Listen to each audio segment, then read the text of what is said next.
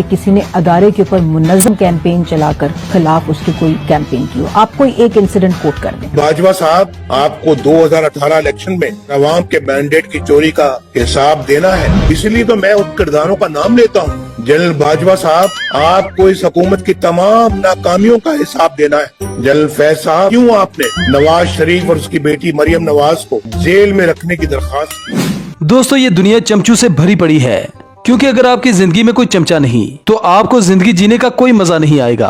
और अगर पाकिस्तानी सियासत की बात की जाए तो चमचू ने मार्केट को कैप्चर कर लिया है। इन चमचू का काम है अपने मालिकों के दिन रात कीमती पत्थर उठाना और उनकी वाह करते हुए ऊपर नीचे से मालिश करना।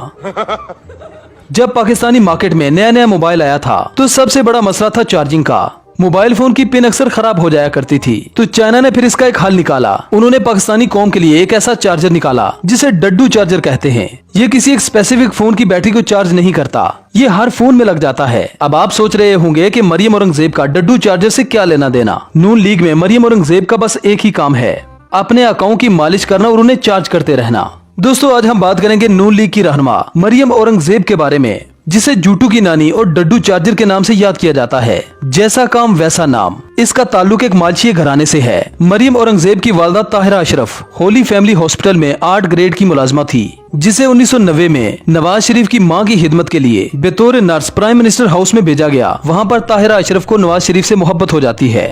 बस फिर क्या था, कीमती पत्थर उठाने का सिलसिला शुरू हो गया और ये औरत 8वें ग्रेड से 18वें ग्रेड तक पहुंच गई। अब सवाल ये पैदा होता है कि जिसकी तालीम मिडिल पास हो वो 8वें ग्रेड से 18वें ग्रेड तक कैसे पहुंच सकती है। इसके बाद ताहिरा अशरफ ने मिस्टर औरंगजेब से शादी करने के लिए अपने पहले शोहर को तलाक दे दी, जो कि इस्लामाबाद में 10वें ग्रेड का मुलाजिम था। अब ये अपने घर कम और नवाज शरीफ की खिदमत में ज्यादा पेश हुआ करती थी। नवाज शरीफ की वालदा ताहिरा अशरफ को काफी पसंद किया करती थी। ये वो वक्त था जब ताहिरा अशरफ एक किराए के घर में रहा करती थी। इसके बाद नवाज शरीफ की मदद से इसने 3 कनाल का एक बंगला और 2 बड़ी मार्केट्स अपनी प्रॉपर्टी में शामिल करने में कामयाब हो गई। अब इसकी प्रॉपर्टी की मलकियत 100 करोड़ हो चुकी थी। इस खुदगर्ज औरत ने 2001 में मुशर्रफ कैंप ज्वाइन कर लिया और नवाज शरीफ को गद्दार करार दे दिया। इसके बाद इसकी मालिश का सिलसिला शुरू तो हुआ, लेकिन अब कीमती पत्थर नवाज शरीफ के नहीं थे, बल्कि पाकिस्तान के सदर और चीफ ऑफ आर्मी स्टाफ के थे। बहुत से इंटरव्यूज में ताहिरा औरंगजेब ने नवाज शरीफ को गद्दार करार दिया।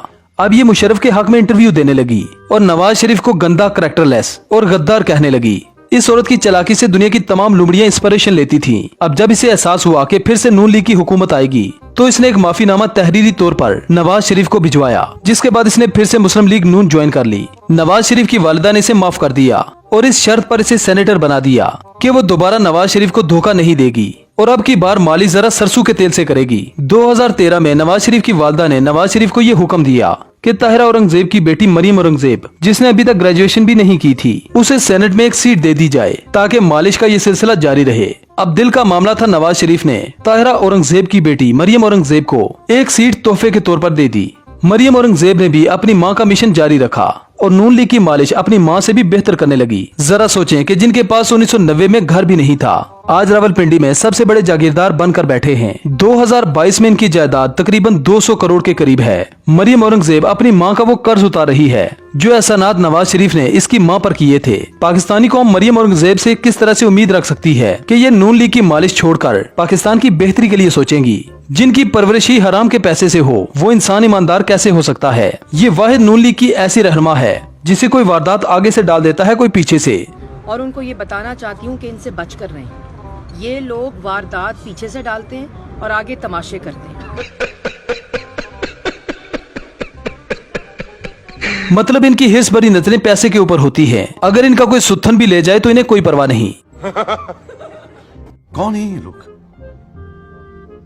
कहां से आते हैं? वेल तो यार, ये थी हमारी आज की वीडियो। आई होप आपको पसंद आई होगी। अगर वीडियो पसंद आए तो वीडियो को लाइक कीजिए, शेयर कीजिए और चैनल को सब्सक्राइब करना ना भूलें। तो मिलते हैं नेक्स्ट वीडियो में। Good bye.